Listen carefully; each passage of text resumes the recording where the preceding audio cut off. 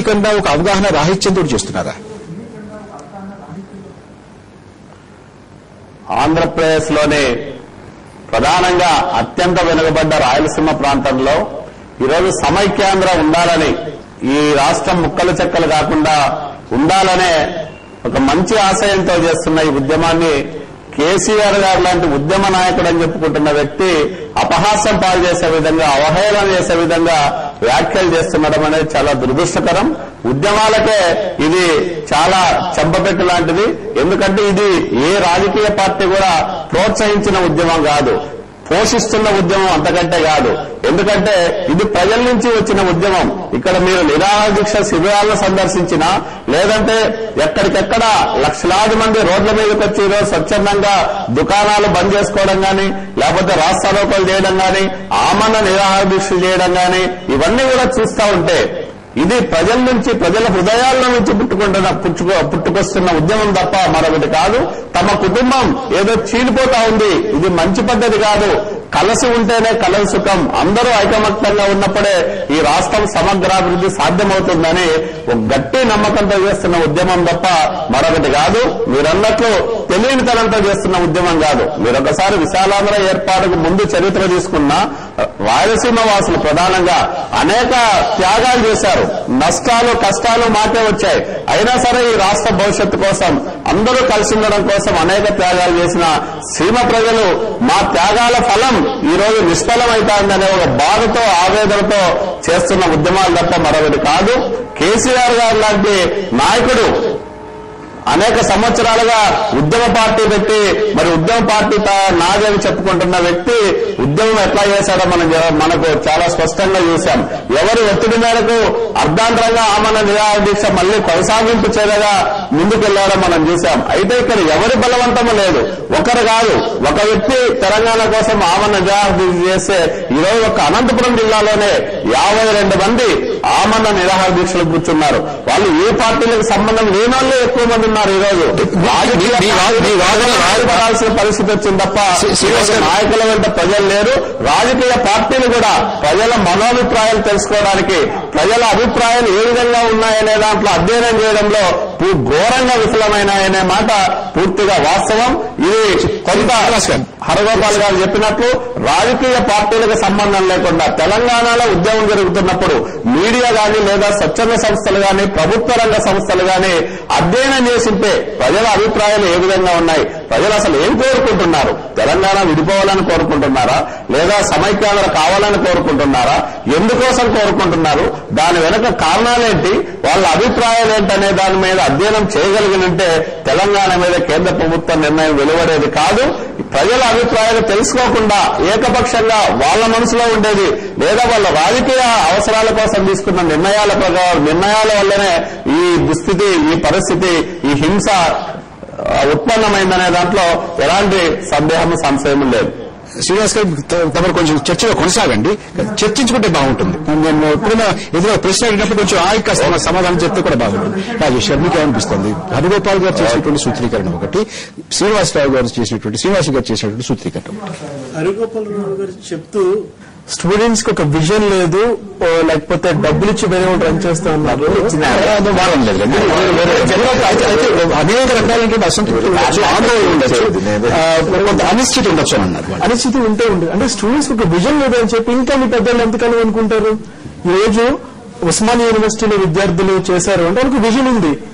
SK యూనివర్సిటీలో చేసిన vision ఉంది. ఆంధ్ర యూనివర్సిటీలో జరుగుతుంది, తిరుపతి వెంకటేశ్వర యూనివర్సిటీలో జరుగుతుంది.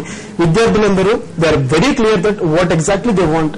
ఈ రోజు రాష్ట్రంలో ఉన్న పరిస్థితులు వాళ్ళకి క్లియర్ గా తెలుసు. నేను వాళ్ళ వెనుకమని ఉన్న రాజకీయ నాయకులందరూ ఈ రోజు ఆ రోజు స్పాంటేనియస్ గా వచ్చింది. ఈ ఉద్యమానికి ఒక నాయకుడు లేడు, ఉద్యమాలందరికీ నాయకులతో నడుస్తూ ఉంటాయి. ఈ ఉద్యమానికి నాయకుడు ఎవరు అంటే ప్రజల నుంచి మేము బయటకు వచ్చాం. ఇంకా ఖమ్మంపాటి రామ్మోహన్ రావు గారు, కళ శ్రీనివాసరావు మాట్లాడుతూ హైకమాండ్ తప్పు చేసినట్టు వాళ్ళు మాట్లాడుకుంటూ వచ్చారు. ఈ రోజు తెలుగుదేశం పార్టీ కంప్లీట్ గా ప్రజలను మోసం చేసింది. కాంగ్రెస్ పార్టీ అధిష్టానం తొందరపడింది. ఎందుకంటే ఆ రోజు అఖిలపక్ష మీటింగ్ లో కూడా మీరు పెట్టండి, మీరు సపోర్ట్ చేస్తా ఉన్నారు. పెట్టిన తర్వాత ఏం జరుగుతుందని ఆ రోజు మీరు ఆలోచించుకోలేదు. కాంగ్రెస్ పార్టీ ఏం చేసిందంటే ఇక్కడ రాజకీయ పార్టీలన్నీ తెలంగాణకి ఓటేసినాయని చెప్పి ఆ రోజు ఫిబ్రవరి 12వ తారీఖున రాజశేఖర రెడ్డి గారు మాట్లాడుతూ కరెక్ట్ గా క్లియర్లీ చెప్పారు. సెకండ్ ఎస్ఆర్సీకి మేము కట్టుబడి ఉన్నామని చెప్పాము, అదే మా మేనిఫెస్టోలో మేము పొందుపరిచాం, కానీ 100% మేము వెంటనే ఇచ్చేస్తామని ఈ రోజు మేము చెప్పలేదు, ఎక్కడితో కమిట్ అవ్వలేదు. తర్వాత ప్రతి ఒక్కరి మనోభావాలు తీసుకుని ఒక కన్సెన్సస్ సాధించిన తర్వాత అందరి అభిప్రాయాలు ఏకాభిప్రాయం సాధించిన తర్వాత తెలంగాణ నిర్ణయం ఉంటుందని చెప్పారు. ఆ ఏకాభిప్రాయం లేకుండా రాజేష్ గారు, మీరు సమైక్యాంధ్ర కావాలనుకుంటున్నారా? రాష్ట్రంలో రాష్ట్రం 2 భాగాలు కావాలనుకుంటున్నారా? 100% సమైక్యాంధ్ర కావాలని చెప్పి ప్రజలు కోరుకునే దానికి మేము మద్దతు పలుకుతున్నాం. రాజేష్ గారు, ఇప్పుడు మన ముందున్నటువంటి ముఖ్యమైనటువంటి ప్రశ్న, కావ్య శ్రీనివాస్ గారు, మన ముందున్న ముఖ్యమైన ప్రశ్న ఏంటంటే ఇందాక హరిగోపాల్ గారు చెప్పినట్టుగా తెలంగాణ వైపు నుంచి మా అందరం కలిసి ఉండాలి అనేటటువంటి మాట గొంతు సన్నగానైనా ఎందుకు రావడం లేదు? ఎందుకు రావట్లేదు అంటే 100% వస్తుంది. మీరు ఒక్కసారి ఈ రాష్ట్రంలో ఉన్న ఎమ్మెల్యేలు, ఎమ్మెల్సీలు, ఒక సీక్రెట్ బ్యాలెట్ పెట్టిన ఓన్లీ తెలంగాణ తెలంగాణకి సంబంధించిన భయపడుతున్నారు అంతే. ఎవరు భయపడుతున్నారు? ప్రజలకి. అంటే కేసీఆర్ కనుక మళ్లీ ఏమన్నా ఉద్యమాన్ని తీవ్రతరం ఏం చేశారు? ఎవరన్నా అగెనిస్ట్ గా మాట్లాడితే వాళ్ళ ఇంటి మీద రాళ్లు వేయించడం, లేకపోతే వాళ్ళకి సంబంధించిన ఆస్తులు ధ్వంసం చేయించడం, వాళ్ళ మీద ఇష్టం వచ్చిన కామెంట్స్ చేయించడం, వాళ్ళ దిష్టిమాలు తగిలించడం కేసీఆర్ గా చేస్తున్నారు. జనరల్ గా నాకెందుకు లేని స్వభావం ప్రతి ఒక్కళ్ళు ఉంటారు కానీ భయపడుతున్నారు. సీక్రెట్ మీరు ఓటేమని చెప్పిన తెలంగాణ ప్రాంతంలో ఉన్న ఎమ్మెల్యేలు 100% నేను చెప్తా ఉన్నాను, 60% కన్నా ఎక్కువ రాదు. రామచంద్రారెడ్డి గారు నెక్స్ట్ ఎంపీ ఇక్కడ హైదరాబాద్ ఉంటాడు. ఆయన ఈవేళ కూడా నాకు చెప్పడం జరిగింది, ఏమిటండి ఎక్కడ పోతుంది ఇది, ఏమిటి తెలంగాణ, ఏమిటి ఇది, అందరూ కలిసి ఉంటే కేంద్రం మీద ఒత్తిడి తీసుకొచ్చి వనరులు మన రాష్ట్రానికి కావాల్సింది ఎక్కువ చేసుకోవచ్చు, అభివృద్ధి చేసుకోవచ్చు, మీ వాళ్ళు ఎవరో నోరెప్పట్లేదు, వాడు నోరెప్పట్లేదు అతను కూడా చెప్పడం జరిగింది. ఆయన నెక్స్ట్ పార్లమెంట్ సభ్యుడు. అంటే రాజేష్ గారు నేను ఒక క్షణం శ్రీనివాస్ గారు అభిప్రాయం తీసుకోండి. శ్రీనివాస్ గారు దీనికి ఏమంటారు మీరు?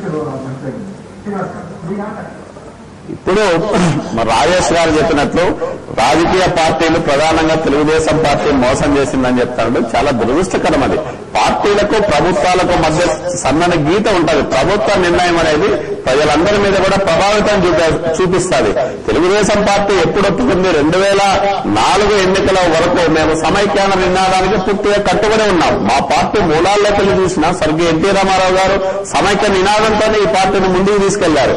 అయితే తెలంగాణలో ప్రధానంగా కాంగ్రెస్ పార్టీ రాజకీయ ప్రయోజనాల కోసం ఆ ప్రాంత ప్రజల సెంటిమెంట్ ఉందనుకున్న దాన్ని కొంత ఎక్స్ప్లాయిట్ చేసి తాను పబ్బం గడుపుకోవాలని చూస్తున్న ప్రయత్నాల్లో భాగంగా తెలుగుదేశం పార్టీ తెలంగాణను అడ్డుకుంటా ఉంది అనే ఒక దుష్ప్రచారాన్ని విస్తృతంగా ప్రజల్లోకి తీసుకోవడం వల్ల రాజకీయంగా తెలుగుదేశం పార్టీ కొన్ని నష్టాలకు చెవిచూడడం జరిగింది.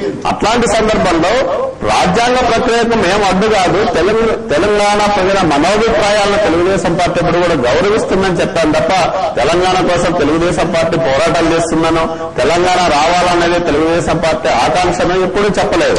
అదే సందర్భంలో ప్రభుత్వం నిర్ణయం తీసుకున్నప్పుడు మొత్తము అది దాని ప్రభావం ప్రజల మీద పడేటప్పుడు ప్రజల మనస్సులో ఏముంది, ప్రజలు ఏమభిప్రాయం సంబంధం లేకుండా ఉంది. శ్రీనివాస్ గారు ఒక క్షణం. శ్రీనివాస్ గారు కొంచెం ముందుకెళ్ళాం. ముఖ్యమైన అందరికీ ముఖ్యంగా మన ముందున్నటువంటి ప్రశ్న ఏంటంటే, ఒక ప్రాంతం వారు మాత్రమే, రాయలసీమ కోస్తా వారు మాత్రమే సమైక్య ఆంధ్రప్రదేశ్ కోరుకుంటున్నారు. తెలంగాణలో ఉన్నటువంటి వారు ఇంతవరకు ఎక్కడా కూడా సన్నగా కూడా ఆ గొంతు వినపట్టం లేదు అనేటువంటి మాట ఉంది. మీరు తెలంగాణలో మొత్తం అందరూ విడిపోదామని అనుకుంటున్నారు, కోస్తా రాయలసీమలో మాత్రమే కలిసి ఉందామని అనుకుంటున్నారు అనే సూత్రీకరణకు మీరు అంగీకరిస్తారా? అది పూర్తిగా తప్పండి. ఎందుకంటే తెలంగాణలో మొత్తం ప్రజానీకమంతా కూడా తెలంగాణ కావాలని కోరుకుంటున్నట్లు మాకైతే అనిపించడం లేదు. ఎందుకంటే తెలంగాణ ఉద్యమాల్లో ప్రజల పార్టిసిపేషన్ కూడా చాలా తక్కువ. ఉద్రేకపూరితంగా కొంతమంది ముందుకు రావడం, తర్వాత ప్రధానంగా కవులు, కళాకారులు ఈ ఉద్యమాన్ని ముందుకు నడిపించారు. దాంట్లో ఎలాంటి సందేహం లేదు. వాళ్ళ సాంస్కృతిక కార్యక్రమాల ద్వారా కానీ సాంస్కృతికోద్యమంగానే తెలంగాణ ఉద్యమం బాగా పాపులర్ అయింది తప్ప ప్రజా ఉద్యమంగా తెలంగాణ ఉద్యమం ఎప్పుడు కూడా పాపులర్ కాలేదు. తెలంగాణ ప్రజలు ఒక రాష్ట్రాన్ని విడగొట్టాలంటే అన్ని ప్రాంతాల్లో ఉన్న ప్రజల అభిప్రాయాలు, మెజార్టీ ప్రజలు ఏ విధంగా అభిప్రాయపడుతున్నారు అనే దాన్ని క్రైటీరియాగా తీసుకుంటే 85% మంది, ఈ ఆంధ్రప్రదేశ్ లో 85% మంది ప్రజలు మరి ఈ రాష్ట్రం విడిపోకూడదని, సమైక్య ఆంధ్రప్రదేశ్ గానే ఉండాలని కోరుకుంటారు. తెలంగాణలో కూడా మెజార్టీ ప్రజల అభిప్రాయం ఇదే ఉంటుందనేది నా అభిప్రాయం. ఎందుకంటే తెలంగాణలో అనేక మంది ఈరోజు ఒక విరామం తీసుకుందాం. విరామం తర్వాత మళ్ళీ మన చర్చను కొనసాగించుకుందాం.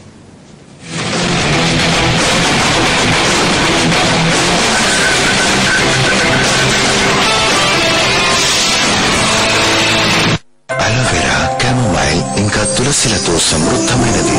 సంజీవని స్పర్శ యొక్క ఇమామి వైసోకేర్ పెట్రోలియం జెలీ కేవలం ₹5 కూడా. తెలంగాణ నుంచి ఇది పెద్ద రాజకీయ విషాదం. ఎందుకు విషాదం అంటే, నాయకుడు అంటే ఎవరు అంటే ప్రజల ఆకాంక్షను వ్యక్తీకరించేవాడు లేదా ప్రజల యొక్క అభిప్రాయాన్ని ప్రభావితం చేసేవాడు. అందుకనే నాయకుడు అని అంటారు కదా. ప్రజల కంటే నాయకుడు ఒక స్టెప్ ముందు. లీడ్ అంటే ఏమిటి? You're leading the people. Leader అనేది అక్కడి నుంచి వచ్చింది కదా. అది పోయింది. అంటే వీళ్ళు ప్రజలకు ఎంత దూరం అయ్యారు? వీళ్ళు ప్రజలకు ఎంత దూరం అయ్యారంటే, ఆంధ్ర ప్రజలు స్పాంటేనియస్ గా సమైక్య రాష్ట్రం కావాలన్న తర్వాత వీళ్ళందరూ అంటున్నారు.